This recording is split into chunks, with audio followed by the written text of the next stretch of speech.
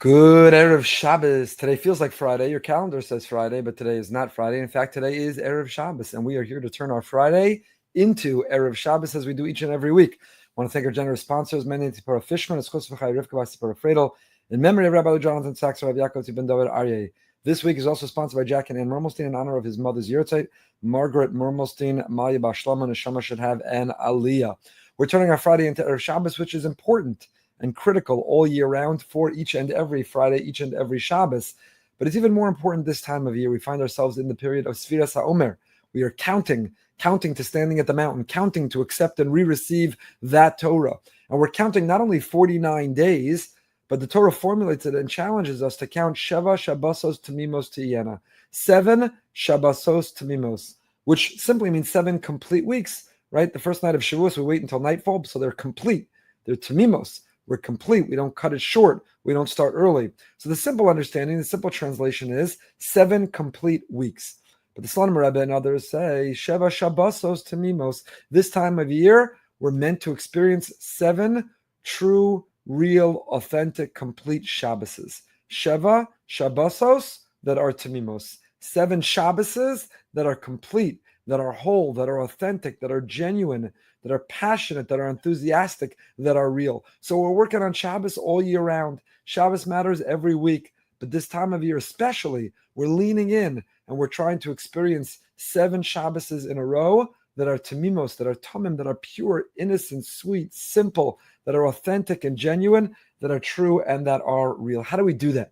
How do we turn our Friday into our Shabbos? How do we utilize and lean into a Shabbos that transforms, that enriches, that elevates, and that uplifts? So you'll notice, and the Slonim Rebbe here says this as well, that the parashas that we're reading now, there is a number. If there were a TV show maybe popular from my childhood and youth, we'd say, Parashas Tazria Mitzorah is brought to you by the number 7. How is it brought to you by the number 7? The Mitzorah is isolated 7 days. And the woman who gives birth, Isha Kis Tazria, Utama, she's impure for 7 days. We see the number 7 appearing over and over. Every time there's tumah, whenever there is impurity and someone needs to rehabilitate themselves, someone needs to undergo a purification process, we always see the number 7.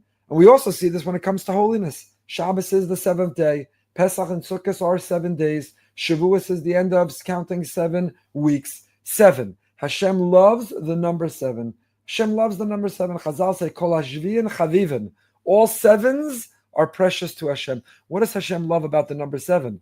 It's not a round number, not an even number. What's lovable about the number 7? So the Nesiva Shalom, the great Slonim Rebbe, points out, he says, the number 7 means that automatically included in 7 is always Shabbos.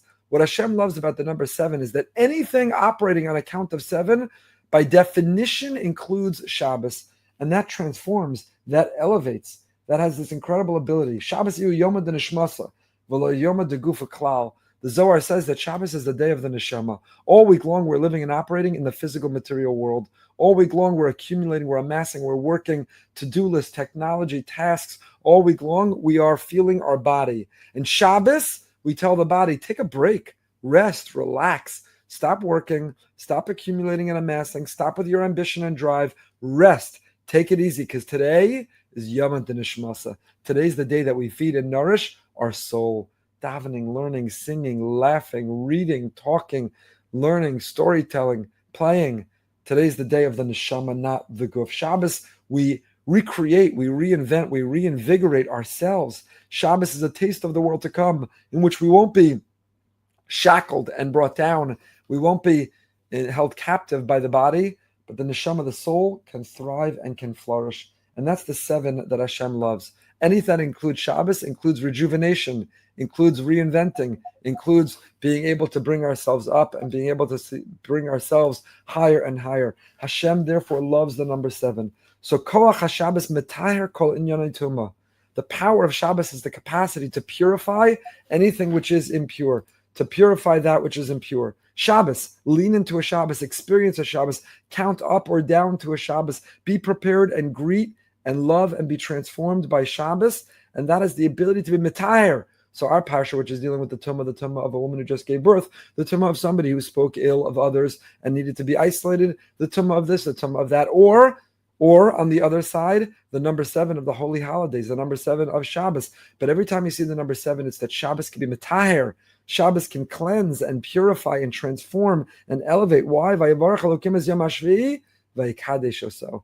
Hashem blessed the seventh day and He sanctified it, and He gave that seventh day by giving us this automatic, every week, 24-hour vacation, an imposed vacation, a break, a rest, rejuvenation, a reinventing ourselves. He was blessed that seventh day. What a blessing, what a bracha. Like He sanctified that day.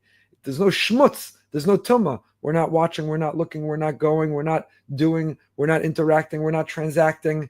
Shabbos is the koach of tahara. Shabbos, if we observe it properly, if we hachana, we prepare and we count up and we get ready and we enter Shabbos and we put on our Shabbos panim, we're at peace, we're restful, we're excited, we're filled with love, we look into ourselves and what we need to improve. So Shabbos is the koach to be metaher. Shabbos has the ability, it's the makor bracha, it's the source of all blessing in our life, because we go back and we reset and we reboot and we go back to what matters. To sit with family, friends, to be in conversation, to not be distracted by this world, to not be in pursuit of and chasing more consumerism, to be able to lean into the soul, to nourish the soul, to be in conversation with the soul. That's the koach of Shabbos, to be mitaher. So every yontif operates the number 7. Anyone who's isolated and needs to rehabilitate to re-enter, anyone who's tameh, who's impure and needs to purify, the number 7. Not because Hashem is just randomly obsessed with the number 7, but the number 7 automatically means it will include Shabbos. It will include Shabbos. So we have this gift, this makor bracha, and we have this chance each and every week, but particularly these weeks, Sheva Shabbosos Tamimos, for 7 weeks in a row to experience a Shabbos which is Tamim. What are you going to do to make this Shabbos Tamim? How will it be different than the rest of the year? How will you make these days count? Not just count Sfira, but make these Shabboses count. Make these Shabboses be Tamim. It's the 7-week Shabbos challenge. We're already into it. This isn't the first Shabbos, but it's never too late. It's never too late to make this next Shabbos Tamim and to count Sheva Shabbosos Tamimos. So what are you going to do? Will you prepare a Dvar Torah, a story, a thought-provoking question? Will you invite people so they're not sitting alone and isolated? Will you go to that shir, take advantage of that learning opportunity? Will you daven in a different way than you ordinarily do? How can you extract yourself from the mundane, from the material, from the physical, and lean into a Shabbos? A Shabbos which is the source of all bracha. A Shabbos which is going to be metaher. Where's the tumah, the shmutz in us? What thought, speech, or action do we do? Are we engaged in the past week, which is tummy, which is impure, that we need to be metaher, that we need to uplift and transform, that we need to purify? How can we make Shabbos tamim, tamimos? How can Shabbos be metaher? That's this week's challenge for Shabbos. Wishing you a healthy, holy, and a happy Shabbos, a Shabbos that brings Yeshua